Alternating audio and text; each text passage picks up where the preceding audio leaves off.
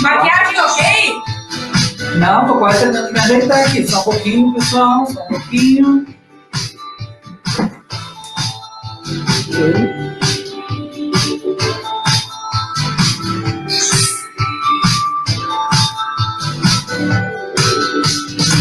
Cabelo?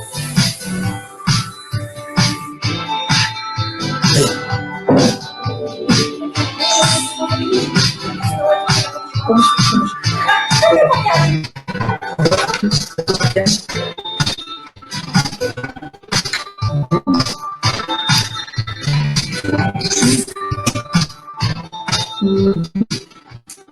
Vamos entrar no ar e aumentar. Um minuto.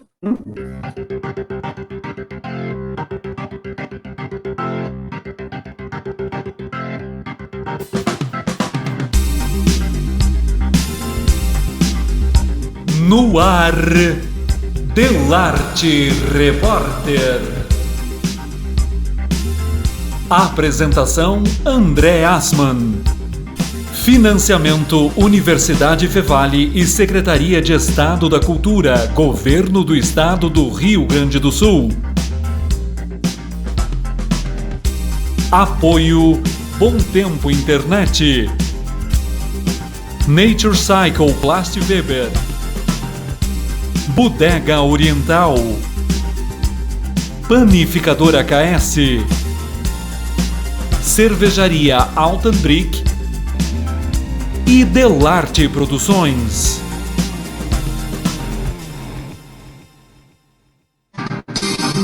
Olá, muito boa noite. Está entrando no ar o Delarte Repórter deste sábado, dia 3 de outubro de 2020, agora 19 horas e 2 minutos pelo horário de Brasília.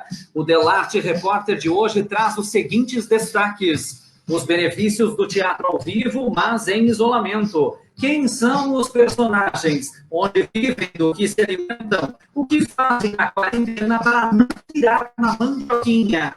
Exclusivo, Delarte Produções tem mais um projeto cultural selecionado em nível estadual. Você acompanha também uma entrevista exclusiva com a neuropsicopedagoga Mariane Correia sobre o processo de aprendizagem e suas relações com o teatro. Ainda as principais manchetes do país e do mundo, a previsão do tempo e a nossa mensagem da noite, que vai fazer você refletir até não poder mais. Isso e muito mais no Delarte Repórter deste sábado.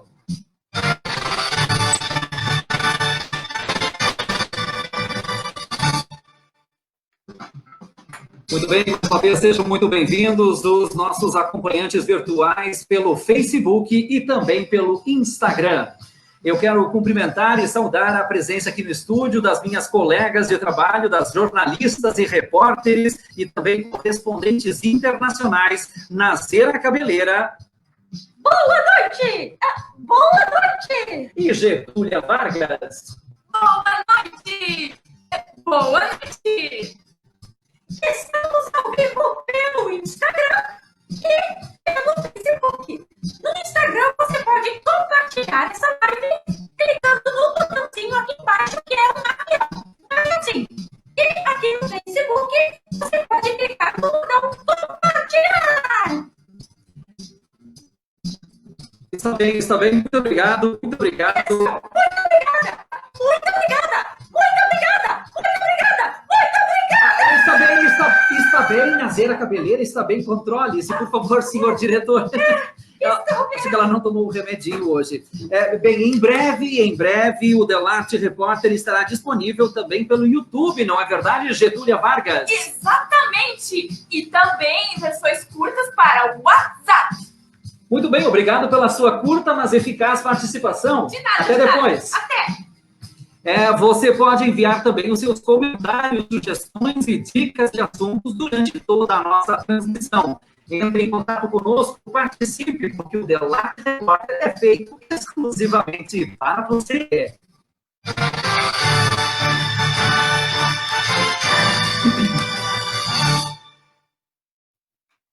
Muito bem, vamos então às nossas informações e curiosidades do dia de hoje, dia 3 de outubro. Getúlia Vargas, é com você. Hoje é dia da abelha. Dia da abelha. Essa data é importante para nos lembrar da importância das abelhas, que atuam garantindo a polinização de diversas espécies de plantas, sabiam? E também apresentam grande valor econômico, pois são elas que fabricam exatamente produtos como mel, a cera e própolis, importantes inclusive para a nossa imunidade, para combater o coronavírus, né? Está bem. Fazer curso de dicção.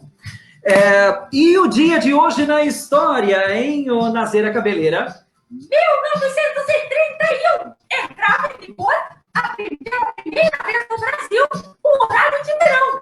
E em 1952, o Reino Unido estava com sucesso uma arma nuclear para se tornar a terceira energia nuclear do mundo. Muito bem, muito obrigado, Nazeira Cabeleira. Até depois. Elas voltam logo mais com mais detalhes e mais informações para você. Notícia exclusiva. Delarte Produções tem mais um projeto cultural aprovado em nível estadual. Desta vez é um projeto de oficinas virtuais sobre a arte da declamação para o MTG, o Movimento Tradicionalista Gaúcho. De acordo com o diretor-geral da companhia, o ator e professor André Assmann, que é inclusive muito amigo meu, serão 4 módulos em vídeo disponibilizados pelo MTG através do YouTube, onde serão exploradas as contribuições possíveis de relação entre a declamação e a interpretação cênica, por meio de exercícios corporais e vocais de teatro. Em breve serão divulgados mais detalhes sobre o projeto, selecionado dentre mais de 100 inscritos em todo o Rio Grande do Sul, nos canais de comunicação da Delarte Produções do YouTube, Facebook e também no Instagram. Vamos agora às principais manchetes do Brasil e do mundo, aquelas que você só acredita se quiser.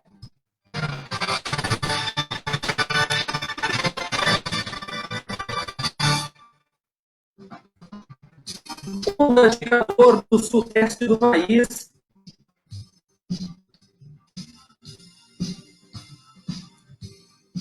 Tivemos um problema? Tivemos um pequenininho problema? Não podemos continuar. Com a onda de calor no sudeste do país, homem pega fogo em São Paulo após passar álcool gel nas mãos. Suspeita é que o calor pode estar sendo causado pelo fato de o brasileiro ter aberto as portas do inferno na última eleição. Apple divulga preço do iPhone X e aceitará carro popular como entrada. E ainda, quem pede dicas de viagem no Facebook, na verdade, só quer contar que vai viajar, diz especialista. 89% das pessoas choram mais em morte de personagem de série do que de parentes, diz uma pesquisa. Casal com perfil duplo briga na justiça pela guarda da conta após a separação. Noiva que riu do gemidão do Zap durante o seu casamento é eleita a mulher mais bem-humorada do mundo. Essas são as principais manchetes de hoje aqui do Delarte Repórter.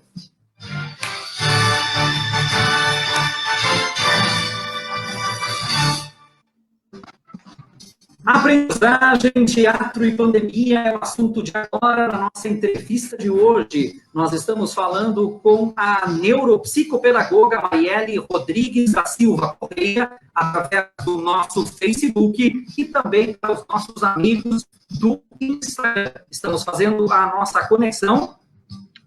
Marielle, você nos ouve? Boa noite.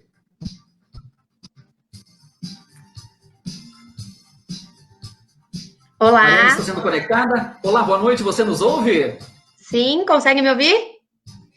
Sim, muito bem, em alto e bom som.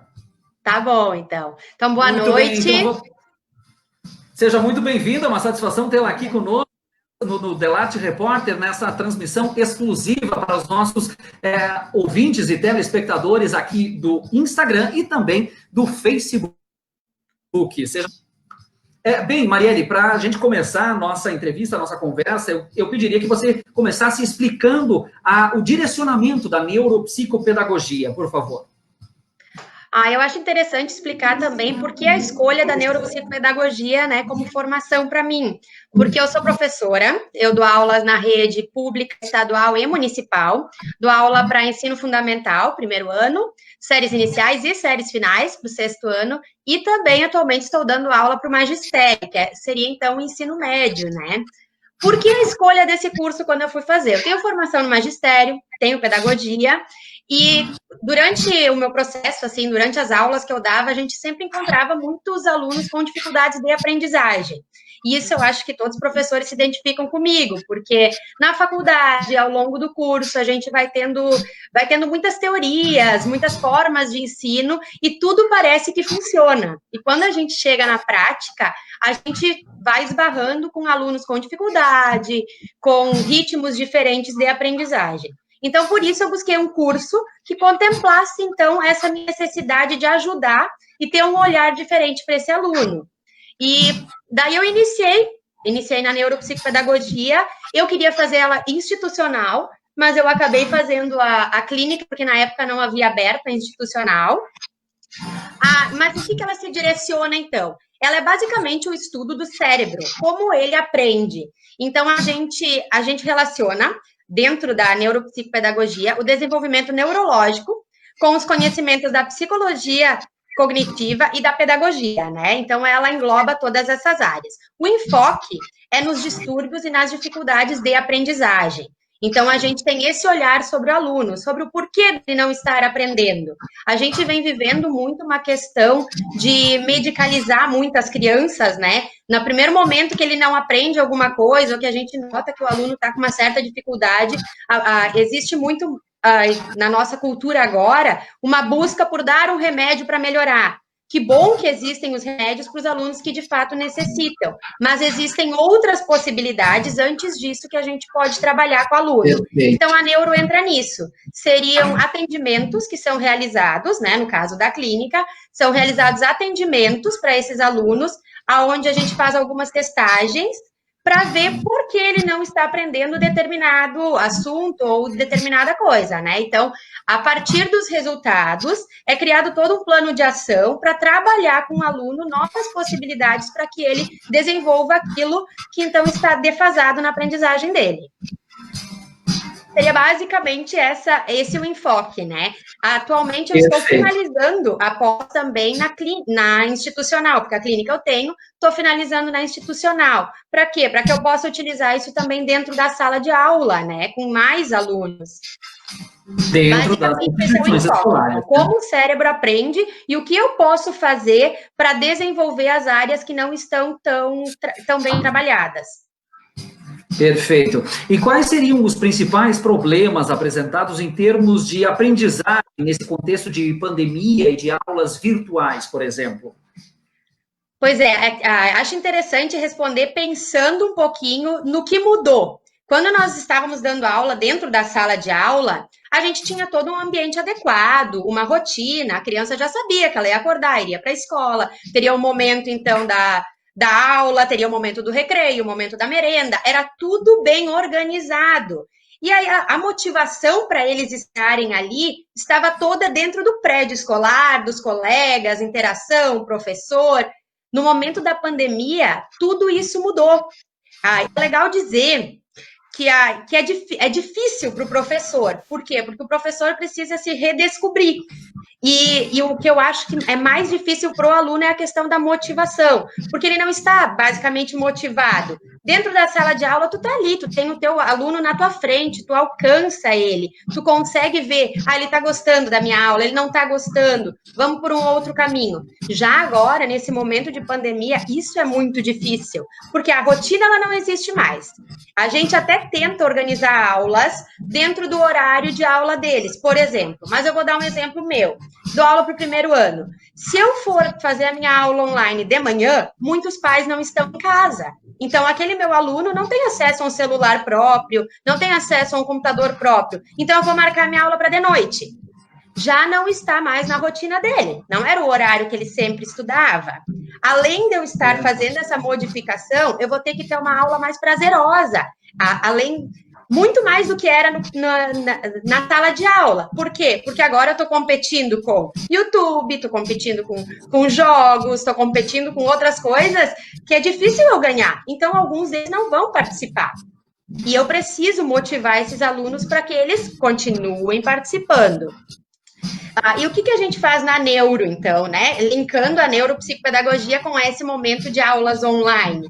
Na neuro, a gente vai estudar algumas habilidades. O que seriam habilidades? Vamos fazer uma comparação, então. Se eu vou dirigir um carro, quero aprender a dirigir. Dirigir é uma competência, né? É o que eu quero fazer. Mas para mim conseguir dirigir, eu vou ter que fazer outras pequenas coisas. Eu vou ter que mudar o meu pé de lugar, eu vou ter que saber como eu vou engatar a marcha, eu vou ter que saber que eu tenho que olhar para os retrovisores. Tudo isso são pequenas habilidades para mim chegar, então, na minha competência, que é dirigir. Assim se torna na sala de aula. São pequenas habilidades que a gente vai desenvolvendo com o aluno para ele ter, então, uma competência maior, que seria agora, no momento, os conteúdos escolares. Mas como a gente vai desenvolver isso à distância? Como eu vou motivar o meu aluno à distância? Vamos primeiro ver um pouquinho quais são as habilidades que eu quero desenvolver com ele. Pensando nessas habilidades que eu quero desenvolver com o meu aluno, eu crio uma aula.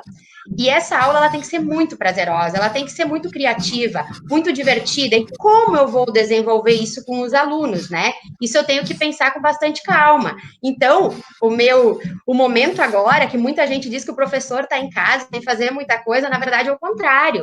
Porque na sala tu tá ali, tu consegue ter essa troca. Já de casa, tu tem que se redescobrir, fazer práticas novas, coisas diferentes. E o teatro é algo legal para a gente usar nesse momento. Por quê? Porque o teatro, ele atrai o aluno. Então, se tu fizer uma aula diferente, criativa, envolvente, que utilize algo diferente, principalmente para os pequenos, né? Um primeiro ano, uma contação de história diferente, com trejeitos diferentes, fazer a nossa live aqui, por exemplo, né? Seria basicamente isso, uma aula que vai fazer com que o aluno queira estar ali, que ele opte por estar ali. Porque, além de tudo, nessa pandemia, então, o que eu acho difícil, a motivação, é a gente conquistar ele. Porque ele vai escolher estar ali. Porque a gente não vai estar do lado dizendo, entra, faz, copia. Não, é uma escolha do aluno ele estar ali, né? Porque o pai vai estar por trás, mas dependendo da idade, quem escolhe é a própria criança, o próprio aluno. Vejo essas aí como sendo dificuldades. Exatamente, é uma situação completamente atípica, uma situação completamente diferente da qual os professores estão tendo que se reinventar também, não é verdade? Marielle, avalia justamente, você tocou na questão do teatro, como é que você avalia as contribuições do teatro, das artes cênicas, para a formação da criança? O teatro, ele é muito completo, né? Porque ele desenvolve muitas habilidades. Então, vamos pensar nessas funções executivas que eu falei, nessas pequenas habilidades. Elas são muito importantes. A minha competência maior, o aprendizado, ele depende delas. E dentro do teatro, a gente consegue trabalhar várias delas. Várias habilidades, elas entram automaticamente no decorrer de uma peça teatral, de uma arte cênica, de algo que tu vai trabalhar. E é bom a gente até fazer um link aí, que atualmente a gente tem um documento normativo dentro do nosso contexto escolar, que é a BNCC, né? Que é a Base Nacional Comum Curricular, que ela é usada em todas as escolas. E dentro dela, a gente já encontra comunidade temática o teatro, porque ele já vem sendo visto como algo que contempla várias áreas, ele pode ser usado de várias maneiras, né? Então, ele já aparece lá, ele aparece para a gente trabalhar dentro das escolas. E se ele está lá, é porque já foi estudado e visto que ele engloba várias habilidades. Então, vamos pensar em algumas habilidades que ele engloba. Atenção, quem faz teatro sabe. O que seria atenção? Seria tu te concentrar em uma coisa, tu colocar o foco em uma coisa apenas.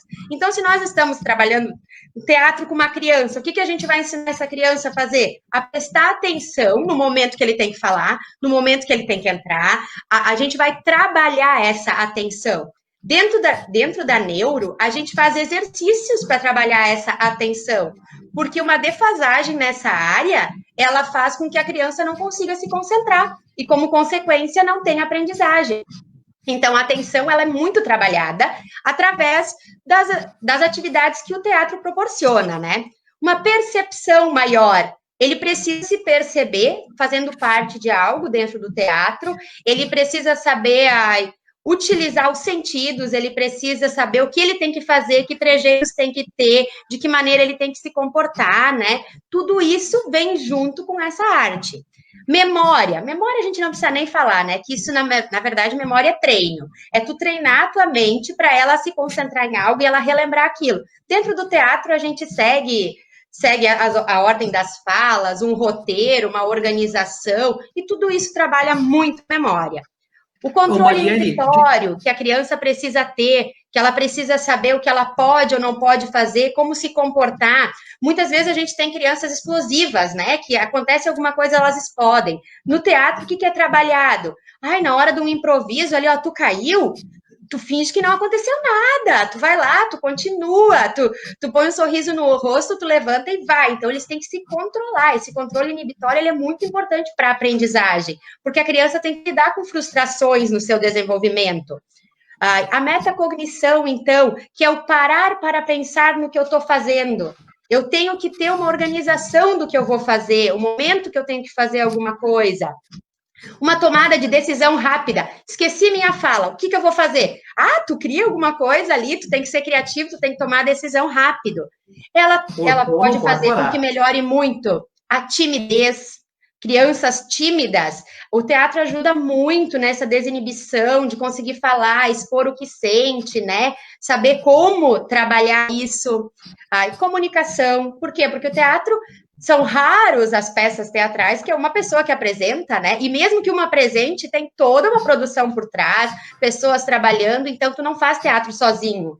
Tu precisa conviver. E isso tu leva para a vida, né? Essa convivência que tu tem.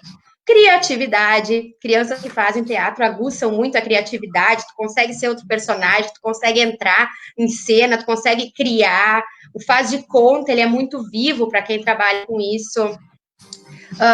Flexibilização, que seria até uma questão de autocrítica, de pensar, dessa vez eu fiz errado, mas eu vou dar uma modificada da próxima vez, eu vou aceitar o que vão me dizer, eu vou conseguir ver por outro ângulo.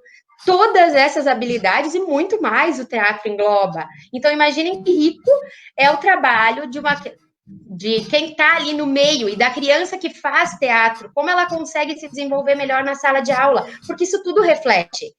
Tu percebe a criança que consegue dar conta de tudo isso em sala de aula. E se algo ali não está funcionando tão bem, a gente pode trabalhar em cima disso.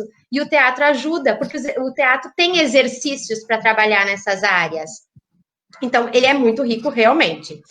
E eu acho que ele trata a pessoa que faz teatro, né? Ele acaba tendo um tratamento integral, porque ele desenvolve várias áreas, não é só uma. Seria mais ou menos essa visão.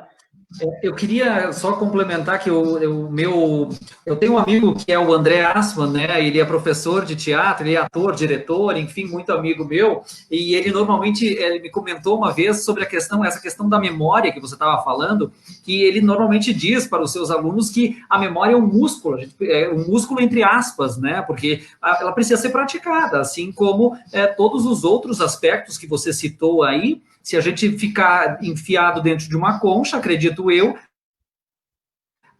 por si só a criança não vai se desenvolver. Então, praticando, exercitando essas características, esses elementos todos que você citou aí, a gente acaba conseguindo extrapolar, né, os seus próprios limites e se reinventar. E eu acho que o momento é bem propício para isso, não é verdade? Eu acho que tu pode dizer... Acho que tu pode... Tá dando, acho que... Peraí, eu acho que tu pode dizer para o André que ele está no caminho certo, que ele poderia fazer uma neuropsicopedagogia, porque é justamente isso, é tu trabalhar em cima daquilo que talvez o aluno não desenvolva muito bem e tu criando técnicas, né? Tu ir treinando o teu cérebro para desenvolver melhor, porque às vezes a gente acha assim, mas se ele não consegue se concentrar, o que adianta? Vamos fazer outra coisa com ele, vamos trabalhar, fazer uma atividade que não exija tanta concentração, tá errado. Não, aí mesmo a gente tem que criar estratégias, mudar o foco da estratégia, mas ir para essa habilidade para treinar o cérebro para ele conseguir se concentrar. A gente sabe que a gente lidando com crianças, eles aprendem muito fácil. E se talvez não é por um caminho, né, dentro do nosso cérebro, por uma ligação, mas ele vai criar outra ligação para desenvolver essa habilidade. Então a gente tem que ter essa visão de que o aluno aprende e ir por outros caminhos. Perfeito. É isso aí.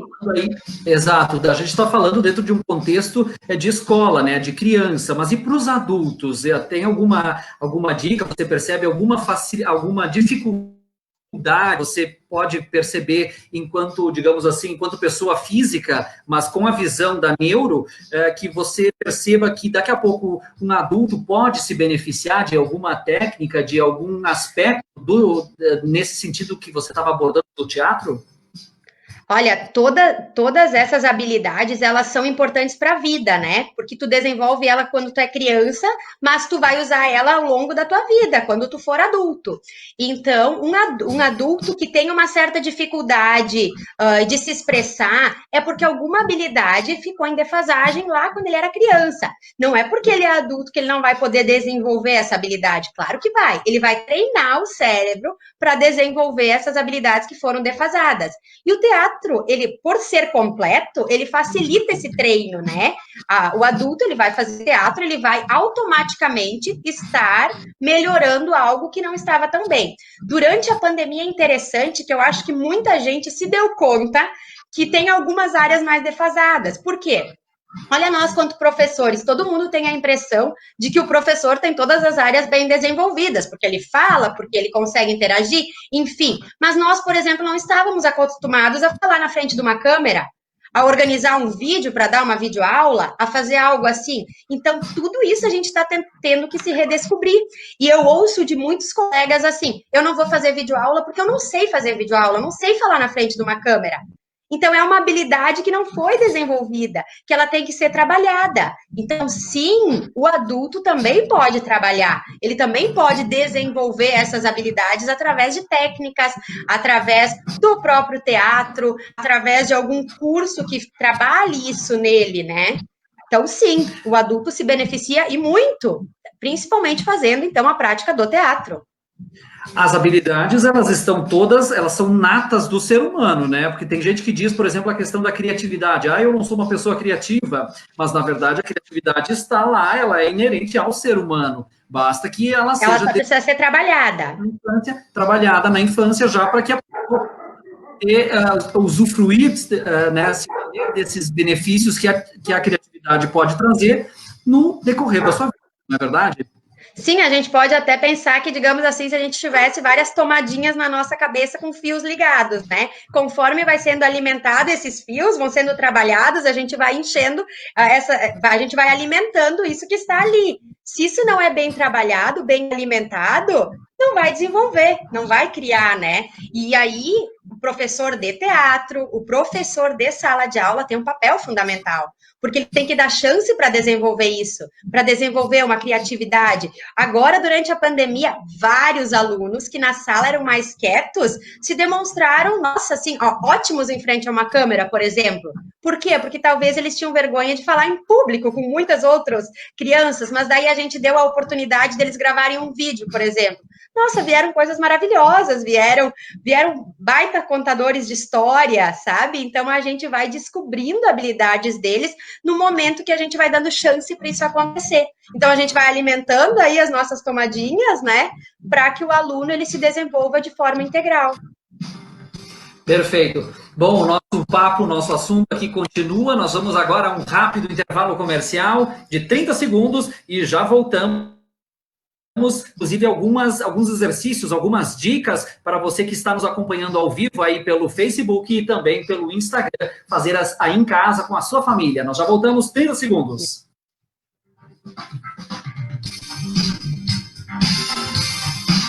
Delarte Repórter.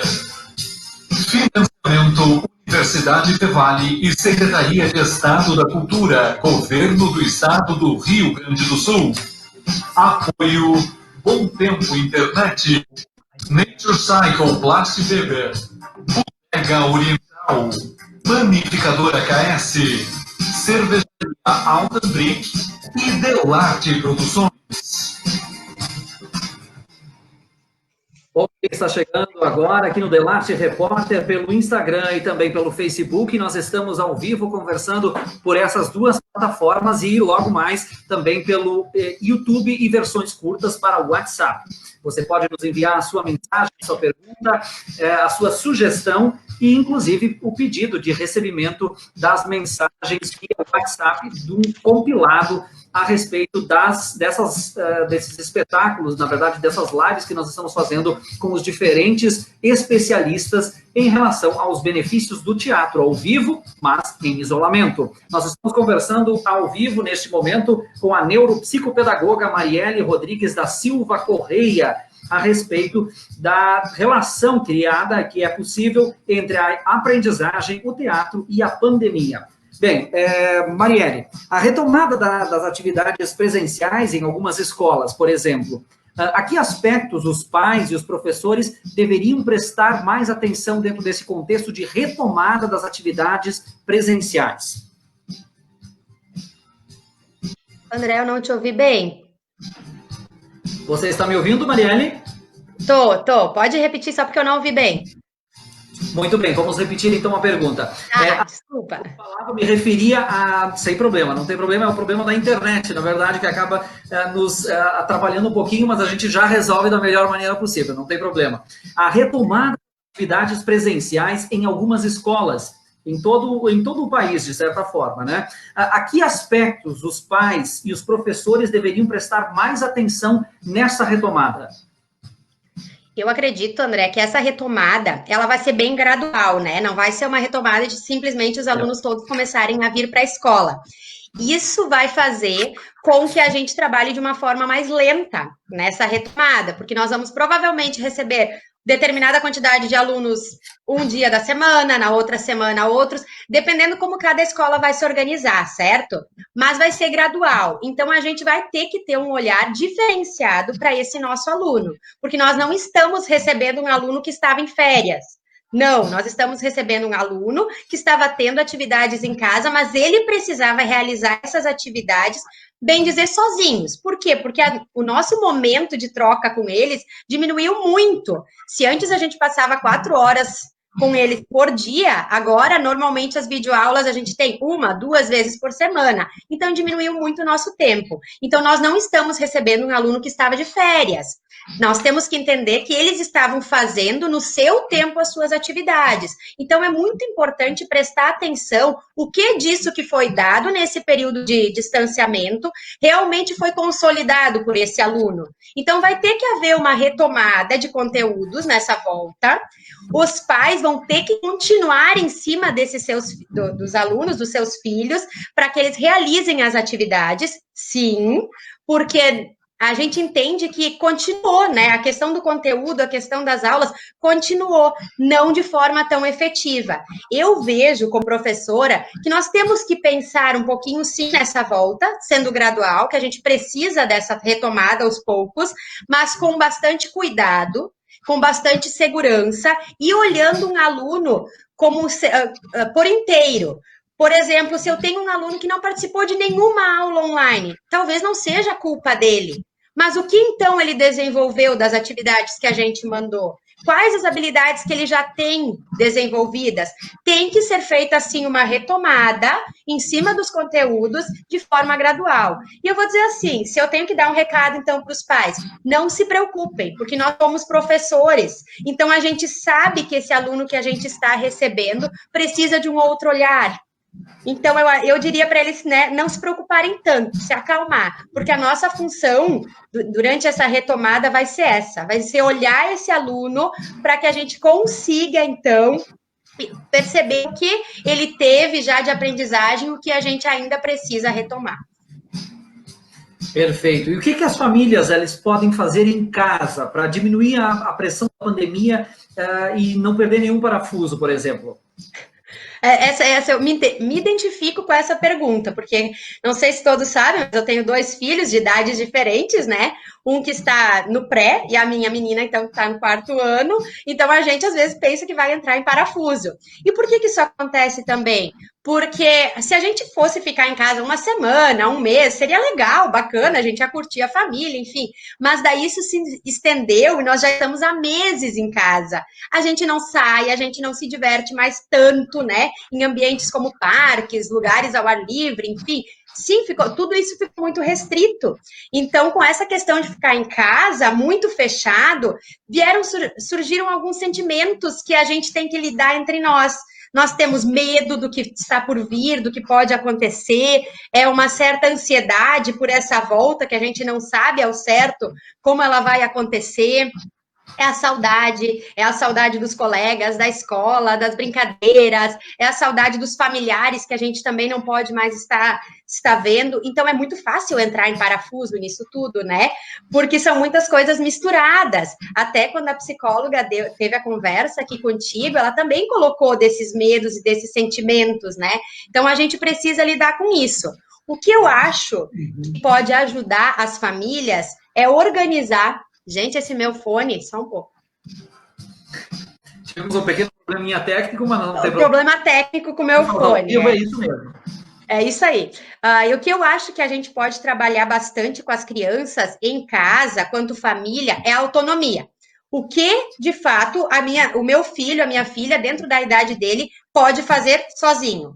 A partir do que essa criança pode fazer sozinha, a gente pode elaborar estratégias para que ele realize isso de fato sozinho, gente. Para que ele realize isso sozinho e que, então, os pais tenham essa noção de dar essa autonomia para o seu filho, porque isso é importante. Na sala de aula isso não acontecia tanto, porque a todo momento o professor estava ao redor, estava do lado, tirava dúvidas. Agora depende mais deles. Mas as atividades que a gente organiza também são atividades pensadas na autonomia de acordo com a faixa etária. Então, a primeira coisa que eu diria é essa: vê o que teu filho consegue fazer sozinho e deixa que ele faça sozinho. Depois pode dar uma olhada ou algo assim. Mesma coisa para atividades em casa. Arrumar a cama, lavar louça, ajudar em alguma coisa, alimentar animal de estimação, recolher roupa, dobrar alguma coisa. Também são habilidades que ele vai desenvolvendo já em casa. Porque não significa que porque ele está em casa ele não precisa aprender mais nada, desenvolver mais nada, né? Então, ter essa autonomia. Outra coisa legal agora, que era um tabu até certo tempo, é a questão das tecnologias. Até um tempinho atrás era aquela coisa, né? Não pode nada, não pode celular, não pode computador, não pode. Agora, sem isso, eles não têm nem aula. Então, agora eles precisam de tudo isso. Então, vamos usar essa tecnologia a nosso favor. Vamos estimular para que eles saibam lidar com isso da melhor forma possível, para que isso seja uma ferramenta até de aproximação, para não enlouquecer, para eles poderem fazer, então, uma videochamada com um amigo, com os colegas de escola, fazer uma gravação de alguma coisa, até nós temos agora TikTok, essas outras coisas. Acho muito legal, porque daí eles conseguem desenvolver habilidades ali, criar. No magistério que eu dou aula, por exemplo, várias atividades que eu dou, que eles podem apresentar algo, eu deixo apresentar usando um vídeo, criar o canal no YouTube, me mandar só o link. Vamos aproveitar essas ferramentas. Elas estão aí, elas não vão sair. Pelo contrário, cada vez a gente vai ter que utilizar elas mais. Então, fazer isso, ver com bons olhos essas ferramentas nesse momento, né? Como algo que ajuda e não como algo que atrapalha. Seria mais ou menos isso. Perfeito. E você desenvolve também um trabalho, eu assim pela tarde, de jornalista, né? Você também apresenta um telejornal, você faz esse tipo de atividade com os seus alunos. Eu acho que a gente poderia dividir a bancada, André Bonner, em algum momento. O que tu acha? Temos lugar aqui do lado, não tem problema. Podemos apresentar, sim, o jornal The Last Reporter juntos, não tem problema. Seria uma grande satisfação, inclusive. Sim, aí o que eu já fiz, então, que ele está comentando? Eu trabalho, então, como eu já disse, também com as séries finais, sexto ano. E no sexto ano, eles já dominam essas ferramentas, essas tecnologias, né? Então, a gente propôs para o sexto ano de uma escola que eu dou aula, que eles fizessem uma tarefa interdisciplinar, envolvendo matemática, português e artes, onde eles tiveram que criar um telejornal, apresentar. Nesse telejornal, então, eles fizeram um roteiro, tiveram que organizar as falas, apresentar, se caracterizar, e gravar para mim. E em matemática, eles tinham que apresentar um gráfico da evolução do coronavírus, em bom princípio, ao longo de um período estipulado que eu deixei ali, né? Que não foi um período tão longo. Aí eles criaram esse gráfico e eles apresentaram no telejornal. Saíram telejornais maravilhosos, que eles colocaram música de fundo, criaram um logotipo. Então foi algo bem interessante. E eu também gravei um telejornal para dar ideia para eles de como fazer. Envolvi toda a minha família, marido, filhos, gato, né? Então todos eles participaram desse telejornal durante o isolamento. Aliás, estão de parabéns, porque ficou muito, muito bacana mesmo. Já estou inscrito lá no seu canal, viu? Tá bom. Obrigada. Muito bem, muito bem. Para a gente terminar, Marielle, para a gente terminar, qual é a mensagem que você pode deixar para os nossos telespectadores, o nosso público virtual deste momento do Instagram e também do Facebook? André, posso, antes da minha mensagem, só passar um exercíciozinho que eu queria passar? Que eu não passei? Pode passar, sim. Com toda certeza, Bom, eles eu vão queria colocar adorar. eu queria colocar assim que em casa, não é porque a gente está em casa fechado que a gente não pode treinar algumas habilidades. Então, eu ia dar algumas dicas do que a gente pode fazer para treinar. Jogos, né? Jogos é muito legal de trabalhar. Então, a gente pode trabalhar jogos de tabuleiro, mímica, caça-tesouro, algum momento na cozinha, alguma coisa que envolva receitas, mexer com alguma coisa, né? As crianças gostam e elas se envolvem muito. E trazendo um pouco para o teatro, uma coisa que eu achei legal, que até já vi muitas pessoas fazendo e acho que traz um retorno bem positivo, é a questão a gente tem que prestar atenção nos nossos filhos, né? Saber o que eles estão sentindo, como eles estão vivendo esse momento. Então, uma atividade legal seria trocar de lugar com o filho por um determinado tempo. Do seu filho, né? E deixar que ele fosse, então, a mãe ou o pai, e ver de que maneira ele traz isso dentro de casa. O que ele vai demonstrar nesse momento? Porque a maneira que ele vai demonstrar é a maneira que ele está te vendo. Então, ali a gente já vai ter uma ideia de como está acontecendo esse momento familiar. Então, acho que isso é bem legal. Tu falaste das tarefas interdisciplinares, eu iria sugerir isso já aqui nesse momento, trabalhar de forma interdisciplinar nas escolas.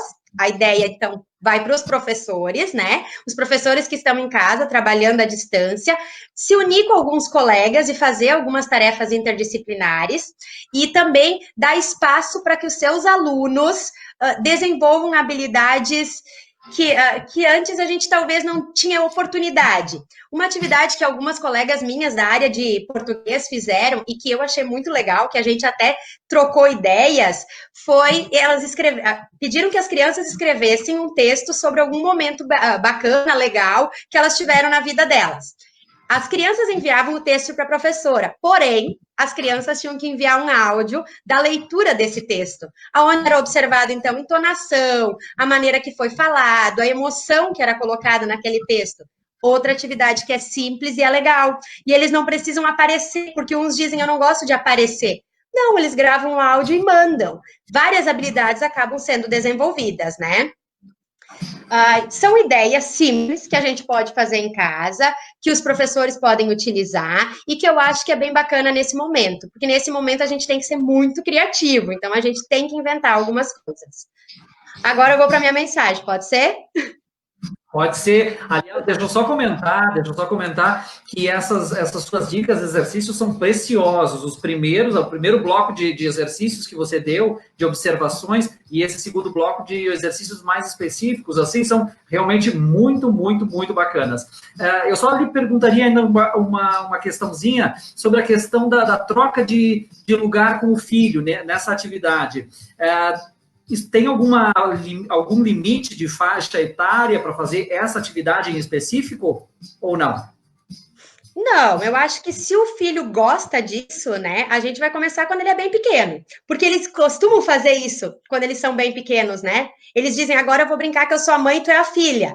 Nesse momento, na verdade, eles estão fazendo o quê? Eles estão se espelhando no que a gente sempre fez para fazer também. Então, eles já têm isso um pouco nato, logo que eles são pequenos, 3, 4, 5 anos, isso já é bem natural deles. Mas se a gente puder estender isso um pouquinho, é legal, porque quanto maiores eles estão, mais eles vão trazer coisas que acontecem no dia a dia, né? Mais rico vai ser essa troca. E a gente pode combinar de fazer isso, sei lá, numa ida ao supermercado. Agora não se sai tanto, mas pensem só, eles lá fazendo o papel da gente, né? O que será que eles iam dizer? Não, tu não pode pegar isso, ou sim, tu pode pegar isso, ou, né? De que forma vai ser isso?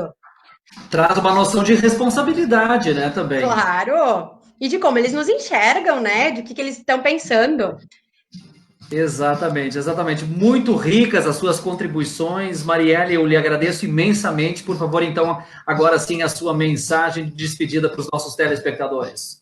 Bom, eu gostaria, em primeiro lugar, de agradecer, né, o espaço, que é legal a gente ter um espaço para falar da questão da educação, da questão da aprendizagem, que agora, nesse momento, muitas vezes a gente, quanto professor, quanto neuro, a gente não se sente tão ouvida, né, porque a gente está muito no nosso mundinho, na nossa casa, a gente não vê tantas pessoas. Em primeiro lugar, gostaria de agradecer por isso. Em segundo lugar, até eu gostaria de trazer uma fala de Vygotsky, que quem estuda pedagogia sabe que foi um grande pensador. E ele fala muito do teatro, porque ele traz muito essa questão da vivência da criança. Então, ele diz que o teatro tem grande importância para as crianças, como forma de elaboração do mundo, uma vez que essa linguagem permite a combinação e reelaboração de elementos de suas experiências pessoais. Por meio do teatro, as crianças exercem sua atividade criadora, dando origem a novas imagens e aprimorando suas formas de expressão e sua capacidade de empatia. Então, aí uma palavra que aparece muito hoje em dia e que o teatro também trabalha. Então, quem tiver a oportunidade de colocar seu filho numa aula de teatro, ou até mesmo fazer uma, que faça, porque é muito rico para o desenvolvimento do ser humano também. Obrigada. Muito obrigado, muito obrigado. É muito grato pela sua participação e pelos ótimos esclarecimentos, né, em relação à área da neuropsicopedagogia. Foram riquíssimas as nossas trocas e essas colocações que você fez aí para o nosso público virtual no Facebook e também pelo Instagram. Um abraço, boa noite. Um abraço, André. Abraço. Ótimo final de semana. Tchau. Tchau, tchau.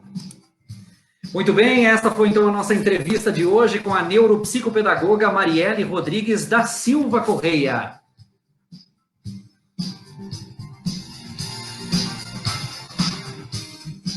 E saiba agora o que diz a previsão do tempo para todo o estado com a nossa jornalista de plantão, Nazera Cabeleira. É com você. Alerta laranja para tempestades no Rio Grande do Sul e em Santa Catarina. Chuvas e ventos intensos que podem chegar a 100 quilômetros, além de queda de granizo. Risco de corte de energia elétrica, estragos em plantações, queda de árvores e de alagamentos. E se no caso de alguma dessas situações acontecerem, o que as pessoas devem fazer nessas situações, Nazera? Então, no caso de alguma dessas situações acontecer, o que as pessoas podem fazer é se abrigar debaixo, não se abrigar debaixo de árvores, pois risco de queda e descargas elétricas. E, se possível, desligar os aparelhos elétricos e o quadro geral de energia.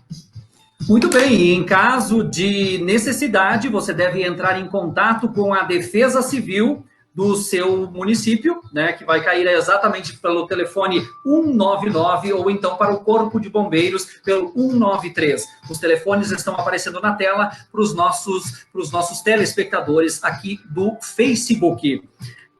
Agora nós vamos para a nossa próxima participação, né, que é com a Getúlia Vargas. Eu lhe perguntaria, Getúlia Vargas, qual é o lembrete de hoje sobre os cuidados com o novo coronavírus? É sobre a lavagem frequente frequente das mãos, que é a principal recomendação para se prevenir o vírus. É importante também higienizar as mãos com água e sabão por pelo menos 20 segundos a cada vez. E esfregar os espaços entre os dedos, o dorso da mão e das unhas, onde as bactérias podem se alojar.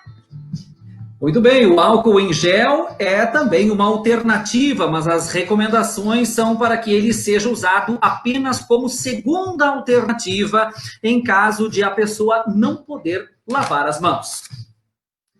E para encerrar, vamos então à nossa mensagem da noite, que vem do grande Charles Chaplin, que dizia que a vida é uma peça de teatro que não permite ensaios. Por isso, cante, chore, dance, ria e viva intensamente antes que a cortina se feche e a peça termine sem aplausos. E com isso nós chegamos ao final desta edição do Delarte Repórter de hoje, que tem um financiamento da Universidade Fevale e SEDAC, a Secretaria de Estado da Cultura, Governo do Estado do Rio Grande do Sul. Apoio Bom Tempo Internet, Nature Cycle, Plast Weber, Bodega Oriental, Panificadora KS, Cervejaria Altambic e Delarte Produções. Quero dar também as minhas despedidas, o meu boa noite para Nazeira Cabeleira. Boa noite! E também Boa noite! boa noite, Getúlia Vargas. Boa noite! Boa noite a todos e até amanhã, quando nós estaremos de volta com mais uma sessão inédita do Delarte Repórter. É amanhã às 19 horas, aqui pelo Instagram e também pelo Facebook. Um abraço a todos e até amanhã!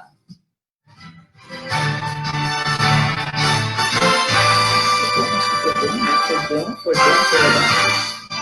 Vamos se preparar aqui para desligar. Então, fecha aqui para mim esse aqui.